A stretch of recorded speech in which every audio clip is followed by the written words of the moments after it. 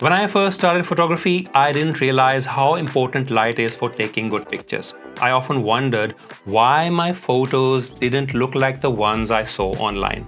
One big reason was that I didn't understand what good light was or how to use different angles to improve and make my images more interesting. Think about your favorite Hollywood movies. What makes them special is the way they use light, or sometimes they don't use it, which creates feelings and drama. In this video, I will share some tips to help you understand light better and show you ways to make your pictures look nicer, adding mood and drama that will make your work outstanding. The techniques I'm about to share apply to any genre of photography, including portraits, street photography, landscapes that I love, seascapes that I love, and more. Let's begin with what bad light is, and I will show you some examples. Look at this image of a handsome gentleman.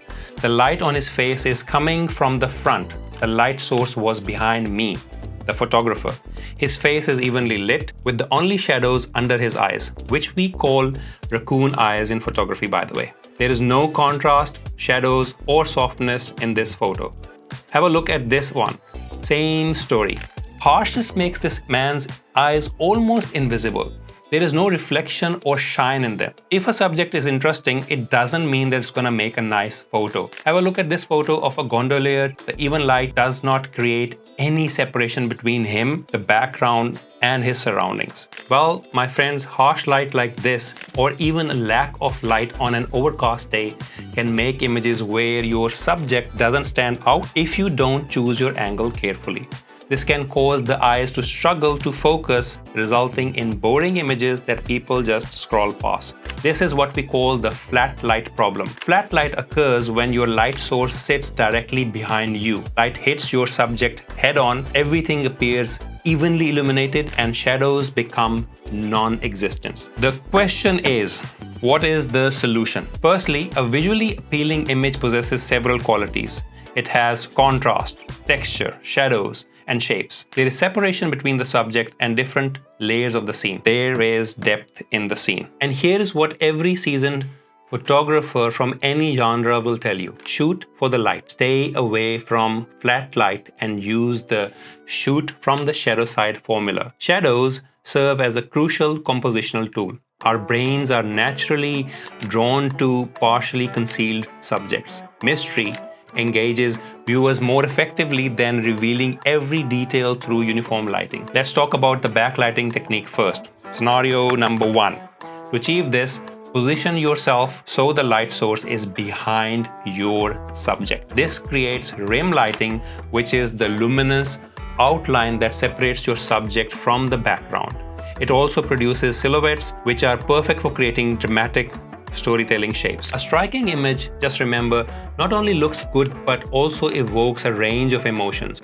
So, next time you are watching your favorite movies, see how the filmmakers have cleverly put the subject between the camera and the light source. The light source may or may not be visible, and that's the beauty of this technique. The two riders at sunrise here are a perfect example of classic backlighting.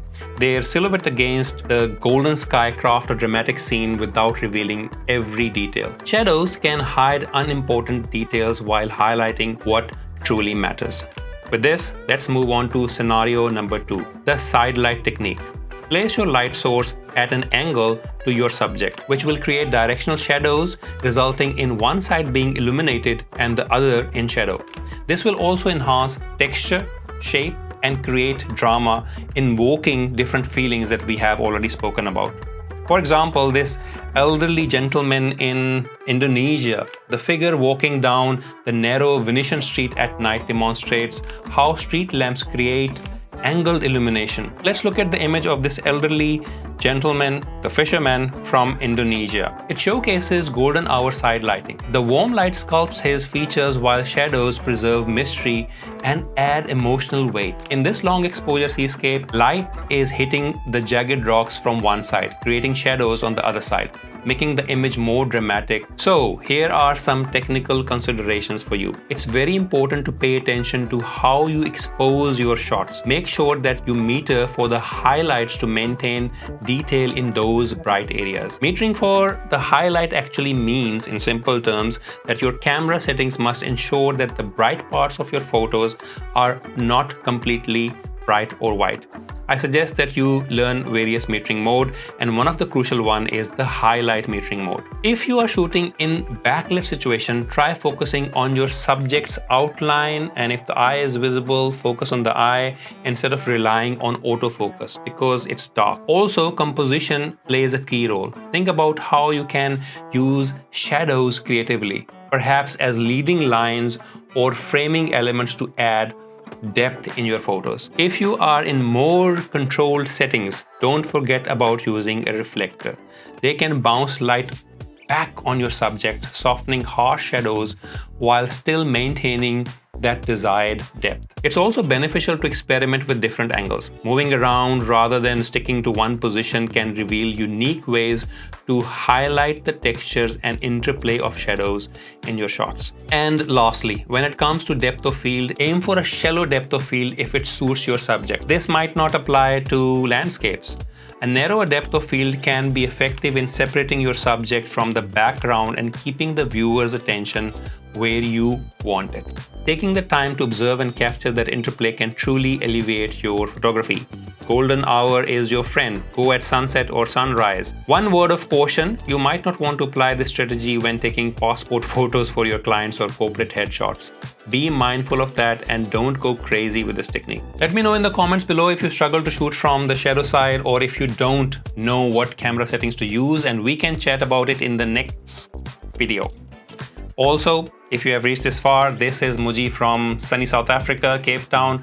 I'm a professional photographer and a filmmaker. I mostly do landscapes, street and portraiture, seascapes, Milky Ways. Hit that like button, subscribe, and do all the nice things to this video so that we can stay in touch. I will see you in the next one.